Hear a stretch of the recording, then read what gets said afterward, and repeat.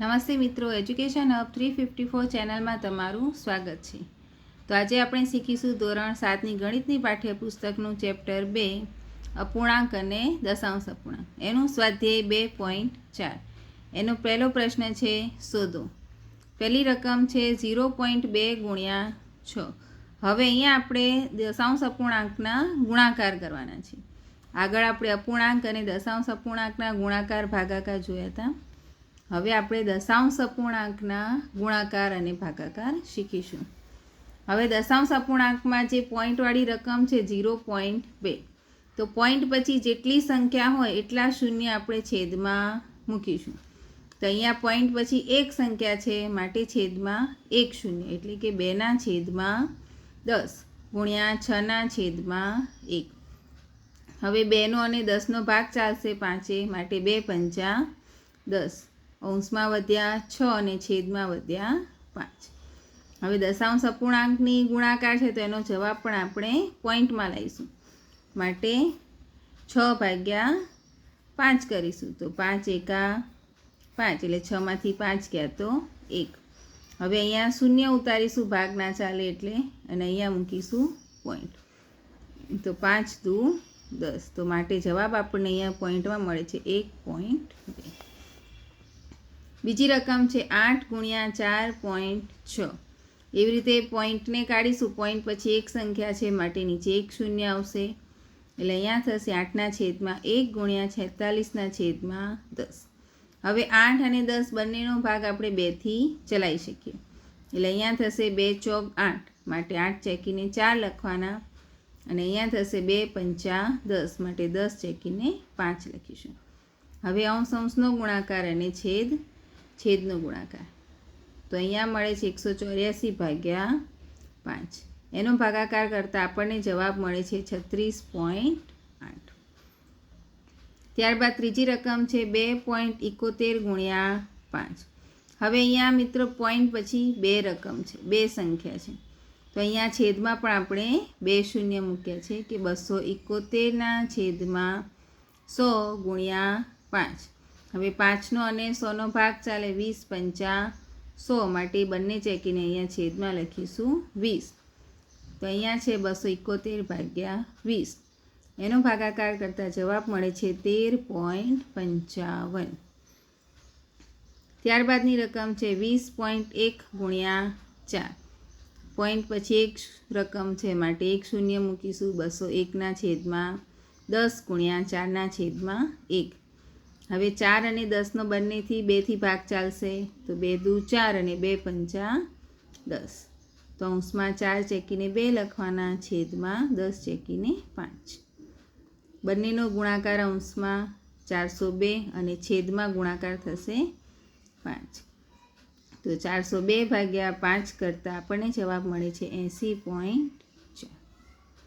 બીજી રકમ છે 0.05 ગુણ્યા 7. તો અહીંયા પોઈન્ટ પછી બે રકમ છે, તો અહીંયા છેદમાં આપણે 2 શૂન્ય મૂક્યા છે, કે 5/100 ગુણ્યા 7/1. તો 20×5 = 100, માટે છેદમાં 20 આવશે, બંને ચેકી દઈશું. અંશમાં 7 અને છેદમાં 20. એ બંનેનો ભાગાકાર કરતાં આપણને જવાબ મળે છે 0.35. ત્યારબાદની રકમ છે 211.02 ગુણ્યા 4. તો 211/02, પોઈન્ટ પછી બે રકમ, માટે છેદમાં 2 શૂન્ય. હવે 4 અને 100નો ભાગ ચાલશે, કે 25 ચોક 100, તો 100 ચેકીને 25 લખીશું. તો 211/02/25. એનો ભાગાકાર કરતાં 844.08 મળે છે. ત્યારબાદની રકમ છે 2 ગુણ્યા 0.86, એટલે કે 2/1 ગુણ્યા 86/100. હવે 2નો અને 100નો ભાગ ચાલશે, માટે 2/2 ચેકીને 100 ચેકીને છેદમાં 50 આવશે, 86/50. એ બંનેનો ભાગાકાર કરતાં જવાબ મળે છે 1.72.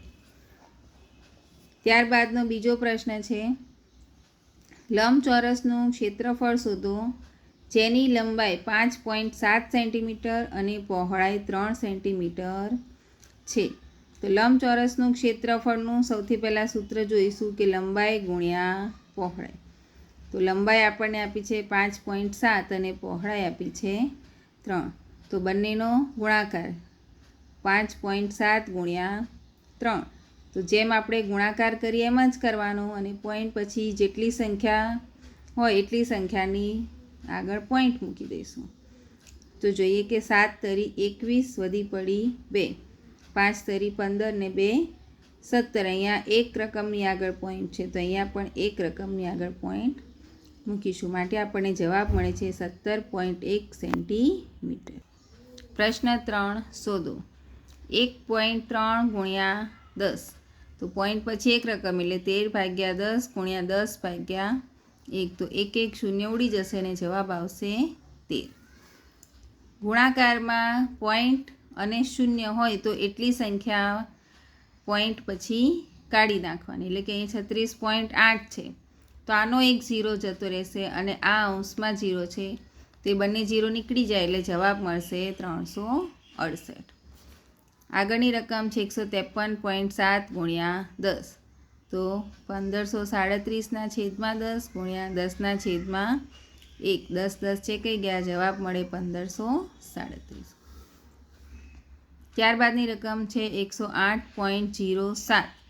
તો અહીંયા 07 છે બે રકમ માટે 16807 છેદમાં 100. હવે એક 0 ચેકાઈ ગયા કારણ કે અંશમાં એક છે ને છેદમાં, તો એક ચેકાઈ ગયા. તો છેદમાં 10 વધે તો એક રકમની આગળ પોઈન્ટ આવશે કે 1680.7. આગળની પાંચમો દાખલો છે 31.1 ગુણ્યા 100. તો 311 છેદમાં 10 ગુણ્યા 100 છેદમાં 1. એક 0 ચેકાઈ ગયા તો અંશમાં જે વધ્યો એનો ગુણાકાર કે 3110. આગળની રકમ છે 156.1 ગુણ્યા 100. તો પોઈન્ટ કાઢીએ એટલે 1561/10. એક 0 ચેકાઈ ગયા અને 10નો ગુણાકાર તો 15610. આગળ જોઈએ સાતમો 3.65 ગુણ્યા 100. પોઈન્ટ પછી બે રકમ છે માટે 362 છેદમાં 100 ગુણ્યા 100 છેદમાં 1. 100 ચેકાઈ ગયા, જવાબમાં મળશે 362. 43.07 ગુણ્યા 100. તો 4307/100 ગુણ્યા 100 છેદમાં 1. 100 ચેકાઈ ગયા, જવાબ વધશે 4307. 0.5 ગુણ્યા 10. તો 5 છેદમાં 10 ગુણ્યા 10 છેદમાં 1. 10 10 ચેકાઈ ગયા, જવાબ મળે છે 5. આગળ 10મો દાખલો છે 0.08 ગુણ્યા 10. તો પોઈન્ટ પછી બે રકમ માટે છેદમાં 2 0 આવશે. 8 છેદમાં 100 અને 10 છેદમાં 1. એક 0 ચેકાઈ ગયા, હજુ છેદમાં 1 શૂન્ય વધે છે. તો છેદમાં જેટલા 0 હોય એટલી સંખ્યાની આગળ આપણે પોઈન્ટ મૂકવાનો. માટે જવાબ મળે છે 0.8. ત્યારબાદ છે 0.9 ગુણ્યા 100. તો 9 છેદમાં 10 ગુણ્યા 100 છેદમાં 1. એક શૂન્ય ચેકાઈ ગયા, 9 દાન 90. 0.03 ગુણ્યા 1000. બે 0 ચેકાઈ ગયા, એક 0 ઉપર અંશમાં વધે છે માટે એનો 3 જોડે ગુણાકાર, જવાબ મળશે 30. આગળની રકમ જોઈએ. પ્રશ્ન 4. એક મોટરસાઇકલ 1 લીટર પેટ્રોલમાં 55.3 કિલોમીટર અંતર કાપે છે તો તે 10 લીટર પેટ્રોલમાં કેટલું અંતર કાપશે? તો જોઈએ 1 લીટર પેટ્રોલ બરાબર 55.3 કિલોમીટર અંતર. તો 10 લીટર પેટ્રોલમાં કેટલું અંતર કાપશે? તો સામસામેની સંખ્યાનો ગુણાકાર થશે માટે 55.3 ગુણ્યા 10. હવે જેમ આપણે ગુણાકાર કર્યા એવી રીતે કે પોઈન્ટ નીકળી જાય માટે છેદમાં 10 આવશે. તો 553 છેદમાં 10 ગુણ્યા 10 છેદમાં 1. 10 10 ચેકી નાખીશું. અહીંયા જવાબ મળે છે આપણને 553 કિલોમીટર. પ્રશ્ન 5 શોધો. પહેલી રકમ છે 2.5 ગુણ્યા 0.3. અહીંયા બંને પોઈન્ટવાળી રકમનો ગુણાકાર કરવાનો છે. તો 25 છેદમાં 10 ગુણ્યા 3 છેદમાં 10. તો અંશ અંશનો ગુણાકાર છેદ છેદનો ગુણાકાર 25 તરી 75 ને 2 10 એટલે 10 એ દાન 100.